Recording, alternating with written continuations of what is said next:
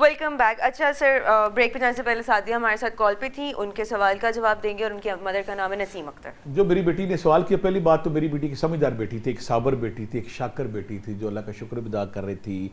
और मैं सलाम करता हूँ उन सारी बेटियों को जब बेटे छोड़ जाते हैं, बेटे लिफ्ट नहीं कराते और अपने माँ बाप की वो खिदमत करती हैं, उनका ख्याल रखती हैं, उनकी केयर करती हैं। और सलाम करता हूँ उन बेटियों की जिनके सरों में चांदी आ जाती है, अपने जिनके बाप फौत हो जाते हैं, अपने बहन भाइयों की, अपने बहन भाइयों की परवरिश के लिए। सलाम उससे ज़्यादा उस बहनों को जिनकी माँ फौत हो जाती है, वो इसलिए सारी ज़िंदगी अपनी उनकी सर में चांदी उतर आती है, उनके सर में सफ़ेद बाल आ जाते हैं, बुढ़ापे की दहलीज में दाखिल हो जाती हैं। उनका मिशन होता है कि मेरी माँ नहीं, मैंने बच्चों को बाप माँ बन के पालना है। और सलाम करता हूँ उन सारी बेटियों को जो अपने माँ बाप की इज़्ज़त के लिए अपने घर में बैठी रही हैं। उनको बेशुमार माँ बाप, कई वजह हैं माशरे के, सोसाइटी के, कुछ माँ बाप की वजूहत हैं, कास्ट सिस्टम में और सिस्टम में बच्चियों को बूढ़ा कर देते हैं, लेकिन इसलिए अपने घरों में बैठी रहती है कि मेरे बाप की, मेरी माँ की इज़्ज़त का ख्याल है। बल्कि मैं तो आजकल एक और कहता था, बेटा इस माशरे में जो बेरा रवैया आ गया, फाशी आ गई, यूनिवर्सिटी का कल्चर आ गया और हमारे माशरे में मीडिया ने आके जो गंदा रोल अदा किया है, यकीन करे हर वो बेटी जब शादी होती है और उसने एक पाकबाज लाइफ गुजारी है, अपने पेरेंट्स के लिए बायसे इज़्ज़त रही है, कसम से जब शादी होती है ना, तो माँ बाप को सामने खड़े होकर ऐसी बेटी को सलाम करना चाहिए कि तू वो बेटी है जिसने हमारे घर की इज़्ज़त को संभाले रखा, तू जो बेटी जिसने हमें शर्मिंदा नहीं किया, तू वो बेटी जो हमारे वकार में इजाफे का बायस बनी। कसम से जब शादी हो तो ऐसी बेटी को सलाम करके घर से रुखसत करें। और काबिल फ़ख्र है ये मैं अक्सर कहता हूँ, ये सईदा ज़हरा की कनीज़ें हैं, ये सईदा ज़हरा की बेटियाँ हैं, ये सईदा ज़हरा की गुलाम लड़कियाँ हैं, ये जो इज़्ज़त के लिए, तौकीर के लिए। आप कभी यूरोप में जाके देखें, अभी वहाँ जाके देखें, लड़की सिंपल ये कहती है, dad I am going sorry. 18 साल के पहले कहती है मैं लड़कों के साथ जा रही हूँ, कोई क्रिश्चियन के साथ, कोई हिंदू के साथ, कोई सिख के साथ, कोई किसी के साथ, सिंपल एक मैसेज करती है। और अगला मैसेज क्या आता है, पाकिस्तानी बेटियों पर तो जान कुर्बान है। अगला मैसेज पता क्या आता है कि मैं गुलबर्ग में काम करती हूँ, मेरा बाप मेरे पीछे आ सकता है, उसको बाउंड करें कि मैं सुबह 8 से शाम 6 बजे तक काम करती हूँ। ये गुलबर्ग के इलाके में, डिफेंस के इलाके में, जो वहाँ पे इलाके हैं उनके, उस इलाके में ये दाखिल ना, मुझे ख़तरा है इससे। और मुझे कई ऐसे बाप मिले जो कहते हैं कि मैं उस इलाके में जा नहीं सकता, अगर मैं गया तो मेरे पाँव में कड़ा टैग लगा हुआ, जैसे ही जाऊँगा थाने में बेल बजेगी, मुझे पकड़ के ले जाएंगे। बेटियाँ कहती कि हमारे ऐसे बाप, हमें खतरा है इनसे, ये हमारे इलाके में ना है, मैं वहाँ फलान टाइम पे काम करती हूँ, अगर ये आया तो मुझे नुकसान पहुँचा सकता है। पूरा इलाका बैन होता है उनके। और पाकिस्तानी बेटियाँ क्या करती हैं, कहती हैं कि मेरे बाप की इज़्ज़त, मेरी माँ की इज़्ज़त, मेरे भाई की इज़्ज़त, मेरी बहन की इज़्ज़त, ये काबिल रशक है, ये हमारे माथे का संदूर है, हमारे राशने का जेवर है। ऐसी बेटियाँ जो ख्याल करती है। ये बेटी ने जो भी बात की उसने मुझे इसलिए संजीदा कर दिया और मुझे दुखी कर दिया कि वो अपनी माँ बाप के लिए बैठी है। बेटा आपने 2-3 काम करने हैं। पहले आपकी मामा के, अगर आपने बताया कि उनकी वो एजेड है, उनको एलोपैथी की दवाई सूट नहीं करती, उनको डिप्रेशन भी है, एंग्जाइटी भी है, स्ट्रेस है, अगर तो उनको होम्योपैथी हर्बल दवाई सूट करती है, अश्वगंधा लें 500 रुपये की, उसमें उतनी शतावर मिक्स कर लें, या आधा चमचा सुबह शाम लें। अगर उनको इससे भी प्रॉब्लम होती है, होम्योपैथी में 2 दवाइयाँ बताता हूँ, फौरी रोना उनका दूसरे दिन बंद हो जाएगा।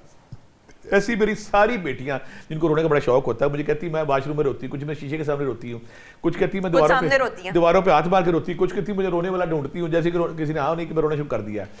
ये सेंसिटिव होती है, एहसास होती है। रोने वाली हर बच्ची, रोने वाली हर खातून, रोने वाली मेरी हर बहन बेटी के लिए दवाई बता रहे होम्योपैथी, वो बनी इसी काम के लिए कि वो औरत जो हर वक्त रोती रहती है, पीटती रहती है, चीखो पुकार, शिकवे शिकवे शिकवे, मैंने रोना है। दवाई है अग्नेशिया 200, 150 रुपये की दवाई आएगी, दुनिया में आ जाएंगी। ये 5 कतरे अगर रोने वाली मेरी को बेटी लेती है, जो मेरी वो जो खतून है जो मेरी माँ की तरह, उसको बताए बगैर किसी घूट में अग्नेशिया 200 ये कतरे दें, उसको 15-20 दिन दें, दूसरे तीसरे दिन के बाद रोना नहीं आएगा उससे, वो कभी भी रोना आता ही नहीं। एक बात। और दूसरा मैंने अश्वगंधा बताई है, शतावर बताई है, आधा चमचा सुबह शाम। हमारी खुशी का दारोमदार है सेरोटोनिन केमिकल पे, कॉर्टिसोल पे, और जो डोपामिन है उसका बैलेंस ख़राब हो जाता है, उसकी प्रोडक्शन रुक जाती है। अश्वगंधा फौरी उसको ठीक करती है, 1 काम, आपकी नींद ठीक करती है, 2 काम, बुढ़ापे में जो फीमेल हार्मोन ख़राब होते हैं, शतावर उसको ठीक करती है। अश्वगंधा शतावर आपने मिक्स करके ले लेनी, आपके पट्टे मजबूत, आपके हैप्पी हार्मोन ठीक, आपकी नींद ठीक। जब पीसफुल नींद लेके सुबह उठेंगी तो आप बिल्कुल फ्रेश होगी। 2 काम। तीसरा, उस माँ के लिए या सलामो या मोमिनो या अल्लाह 500 बार, या सलामो या मोमिनो या अल्लाह 500 बार, या रकीबो या हाफिज़ो 500 बार। दूसरा, जो बेटी ने कहा था रिश्ते के वाले से प्रॉब्लम आ रही है, मेरी बेटी का रिश्ता इंशाल्लाह जल्दी होगा, बिल्कुल परेशान नहीं होना, बहुत जल्दी अल्लाह करम करेगा। या लतीफ़ो या हलीमो, या लतीफ़ो या हलीमो 500 बार, या रकीबो या हाफिज़ो, या रकीबो या हाफिज़ो 500 बार। और वो जालिम दरिंदे जो घरों में आकर रिश्तों को रिजेक्ट करते हैं, उनका ख्याल करके कि जब कोई आए कि आपको रिजेक्ट ना करे। या अजीज़ो या सलामो या अल्लाह, या अजीज़ो या सलामो या अल्लाह 500 बार पढ़ना है। और पानी पे जैसे मैंने पीछे कहा, सूरह तारिक का, सूरह शम्स है, सूरह बकरा की आखिरी आयत है, सूरह मोमिन की आखिरी आयत है, वो पानी पे दम करके पीना। ये तस्बीहां पढ़नी इंशाल्लाह 1.5 से 2 महीने में कोई रिश्ता आएगा और इंशाल्लाह एक समझदार बच्ची है, अपने घर में एक शानदार अज़वाजी लाइफ गुजारेगी। ठीक है सर, इसी के साथ हमारे साथ एक और कॉलर मौजूद है, उबैद है लाहौर से। अस्सलाम वालेकुम। वालेकुम अस्सलाम। उबैद, आपका सवाल क्या है? जी, मेरा सवाल ये है कि मेरे पेरेंट्स जो हैं वो बाहर सेटल्ड हैं, लेकिन मेरा वीज़ा नहीं लग रहा। काफ़ी अरसे से मैं ट्राई कर रहा हूँ, इवन विजिट वीज़ा भी नहीं लगता। तो उसके लिए कोई तस्वीर बता दें कि इसकी रुकावट एटलीस्ट खत्म हो जाए, ठीक है, ताकि मैं वीज़ा अप्लाई करूँ तो एटलीस्ट विजिट तो लग जाए ना। अच्छा, मेरे बहुत सारे जो देखने वाले ना मेरे चैनल पे आके रिक्वेस्ट बार बार करते हैं कि वीज़े की, इमिग्रेशन की, बाहर की तस्वीर बताएं। तो यहाँ मैं वहाँ तो अभी मैं वीडियो कुछ दिनों में डालूंगा, और जो मेरा चैनल वहाँ पे प्रोफेसर अब्दुल्ला भट्टी ऑफिशियल, उसमें जाके आप सारी वो देख सकते हैं। वो मैं कुछ दिन बाद डालूंगा, लेकिन यहाँ मैं अभी आपको बता देता हूँ कि जो लोग बाहर जाना चाहते हैं, जो बाहर जा चुके हैं और वहाँ जाके उनको इमिग्रेशन के उनको कहते हैं परमानेंट है, अभी आरजी है, अभी TR है, अभी PR है, वो सारे जो प्रोसेस में उलझे हुए हैं, जिनके प्रदेश जो जहाँ से जाना चाहते हैं उनको भी इफेक्टिव होगी। जो वहाँ जाके फंसे हुए हैं अपनी इमिग्रेशन, अपने पासपोर्ट, अपनी उस प्रोसेस में, ये सब के लिए इफेक्टिव होगी। करना क्या आप लोगों ने, या हय्यू या कय्यूम या लतीफ़, हज़ारों लोगों ने तस्बीहां की और वो बाहर बैठे हुए आज, और उनके वीज़े शीज़े परमानेंट PR FR सब हो चुकी है। या हय्यू या कय्यूम या लतीफ़ 500 से लेके 1000 बार रोज़ाना।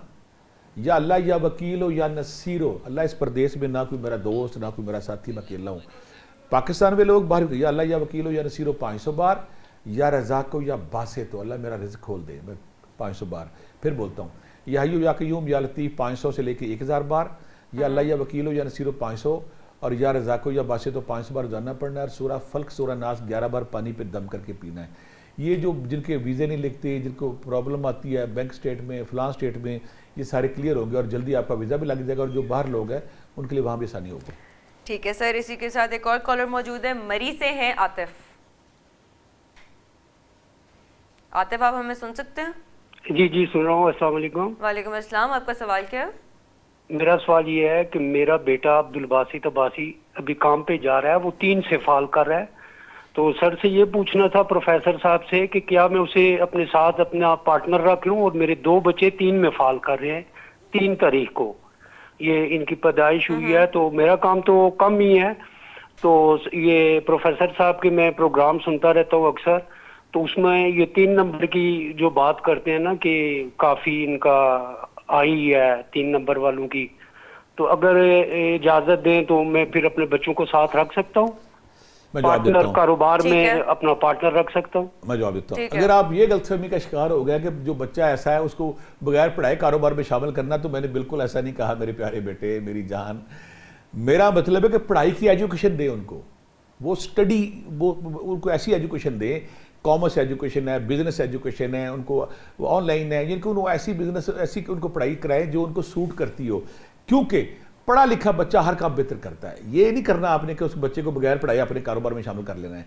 उसको पहले पढ़ाएं, और पढ़ाई में अगर आप, और दूसरी बात है अगर आप पढ़ा नहीं सकते फिर आपको इजाज़त है कि आप ऐसे बच्चे को कारोबार में शामिल करें। उसकी बात ध्यान से सुनो, उसके अंदर क्रिएटिविटी होती है, तख्लीक होती है, वो नई नई चीज़ों को ईजाद करने का काम करता है। फिर उसके लिए उसकी बातों पे ना, और फिर मुकद्दर उसका साथ देता है, शोहरत की देवी उसके साथ होती है। ऐसे बच्चों को छोटे मोटे कोर्सेज कराएं। मतलब बच्चा, पहली बात उनको आप MBA कराएं, बिजनेस में कराएं, IB कराएं, और जो सीका में डीका में ऐसे बिजनेस जिनमें बिजनेस एजुकेशन पढ़ाई जाती है, आप वो नहीं करा सकते। आप गरीब लोग, माड़े बंदे, कोई बात नहीं, इसको फ्रिज का इसी का काम करा के देखें, वॉशिंग मशीन का, किस तरह ये रोज़ाना कितने पैसे कमाता है। ये इसको प्लम्बर का काम सिखा दें, इलेक्ट्रिशियन का काम सिखा दें, यानी कि इनको हुनर दें। हुनर देने के बाद जब आपके पास हुनर होगा तो फिर आपके पास पैसा बरसेगा ना आप पे। अगर आपके पास हुनर नहीं है फिर प्रॉब्लम आ जाएगी। ऐसे बच्चे जहाँ भी हैं, मैं इनसे कहता हूँ कि नौकरी वाला ब्रीड नहीं है। मैं बार बार कहता हूँ, ये 20-25 हज़ार वाला बंदा नहीं है तो 20-25 हज़ार एक दिन में कमा लेगा। अगर ऐसा बच्चा पढ़ाई के बाद अपने काम पे आप लगाते हैं, बिल्कुल लगाएं। और दूसरी बात है कि अगर आप 2 माशाल्लाह 3 बच्चे आपके फाल कर रहे हैं, किसी को हुनर सिखाएं, किसी को फ्रिज का सिखा दें, इसी का सिखा दें, वॉशिंग मशीन का सिखा दें, कंप्यूटर का सिखा दें, प्लम्बर का सिखा दें, इलेक्ट्रिशियन का। बंदे ऐसे मिलते ही नहीं। कंप्यूटर का सिखा दें, आजकल वेबसाइटिंग आई वो बना लें, बहुत मुख्तलिफ चीज़ें हैं। हुनर सिखाने के बाद ऐसे बच्चे नॉन स्टॉप दौड़ते हैं, इनके पे पैसा बहुत बरसता है। तस्वीर बता देता हूँ, जो कारोबारी लोग हैं, या रज़ाको या बासे तो 500 बार, या रज़ाको या बासे तो 500 बार, या गनियो या मुगनियो या गनियो या मुगनियो 500 बार, या हय्यो या कयूम या लतीफ़ 500 बार, और 7 सूरह तलाक 28वां पारा दूसरी और तीसरी आयत बड़ी मशहूर है, अब तो हर बंदा उसको पढ़ रहा है और हर अमल उठ के उसी का दर्स दे रहा है। वमई यत्तकिल्लाह से शुरू होगी, शहीर कदरा पे ख़त्म होगी, जहाँ पे अल्लाह ताला कहता है कि मैं जो मेरे पे तवक्कल करता है मैं उसको हर मुश्किल से निकाल के उसको बेशुमार रिज़्क वहाँ से देता हूँ जहाँ तुम्हारा गुमान भी ना हो, और मैं फिर कह देता हूँ उसे पूरा करता हूँ। अगर आप ये दूसरी और तीसरी आयत जो है वमई यत्तकिल्लाह से शुरू होगी, शहीर कदरा पे ख़त्म होगी, हर नमाज के बाद सिर्फ 10 बार अगर अपना मामूल बना लेते हैं और इशा के बाद अगर 120 या 110 बार पढ़ते हैं और बाकी तस्बीहात करते हैं, 2-4 महीने बाद आपके रिज़्क के बंद दरवाजे बंद हो जाते हैं, आपकी रुकावटें दूर हो जाती हैं, तंगी दूर हो जाती है, आप पे रिज़्क बरसना शुरू हो जाता है। लेकिन मैं फिर कहता हूँ पढ़ाई के बाद बिजनेस में लाना है, बगैर पढ़ाई के रिज़्क में नहीं लाना। ठीक है सर, अब हमारे साथ लास्ट कॉलर मौजूद है, आमना है लाहौर से। अस्सलाम वालेकुम। वालेकुम अस्सलाम। आमना, आपका सवाल क्या है? मेरा क्वेश्चन ये है कि मेरी एज 33 हो गई है, लेकिन अभी तक मेरी शादी में भी रुकावट है, मतलब, और मेरा कोई काम भी नहीं होता, मेरा जॉब वगैरह में भी कोई वो नहीं है। तो मुझे ये पूछना था कि मेरी शादी और जॉब के लिए कोई वजीफा बता दें। आपकी डेट ऑफ बर्थ क्या है? मेरी है 1 जनवरी 1990? 1992। ठीक है, ओके ठीक है। आखिर में फिर वही हमारी जो रुकावट का टॉपिक था, रुकावट का था, बंदिश का था, और रुके हुए काम रुके हुए, कोई काम रुका हुआ है तो सबसे ज़्यादा पेनफुल तो वही होता है ना। मुझे वो माएँ याद है जिनकी बेटी जब 27-28 क्रॉस करती है और 30 के बाद तो उनको नींद नहीं आती, सारी रात जागती। कभी मेरे जैसे गुनाहगारों के पास, मेरे जैसे बाबुओं के पास बेचारी कभी इस आस्थाने पे, कभी उस आस्थाने पे, कभी ये वेबसाइट देखती, कभी वो देखती हैं, कभी उस अमल से। पर यहाँ पे एक और बात मैं बात कर दूँ, हमारे जो मीडिया पे अमल आते हैं, यकीन करें जो मुझे अब इत्तेफाक हुआ है, इतने जालम, इतने मुतशद्दद, इतने चंगेज़ खां की औलाद कहाँ से आ गए? लोगों को इन लोगों पर यकीन कितने, करना चाहिए, और ये जाना चाहिए मजबूर लोग हैं बापों के बेटा, पास। मजबूर लोग हैं। मैं अपना किस्सा बताता हूँ कि मैं जब से मीडिया में आता हूँ तो मैं अल्हम्दुलिल्लाह यहाँ फिर इकरार करता हूँ कि मैं पैसे नहीं लेता, ना लेने इंशाअल्लाह मुझे ऐसा मौका ना लाए। 30 साल से पैसे नहीं लिए। फिर प्रॉब्लम क्या होती है कि मेरे कोई बंदा आप में से अभी ना खोले फेसबुक, उस पर होगा क्या, मेरी तस्वीर, मेरा क्लिप और नंबर कोई और होगा। मेरा क्लिप चल रहा है, मैं बोल रहा हूँ उसमें, मेरा क्लिप है, मेरी आवाज़ है, मैं किसी टॉपिक पे, नज़र पे, औलाद पे, रिज़्क पे बोल रहा हूँ और नंबर वो अपना चल रहा है। यहाँ मैं नंबर फिर इसलिए बार बार देता हूँ ताकि लोगों में अवेयरनेस आए।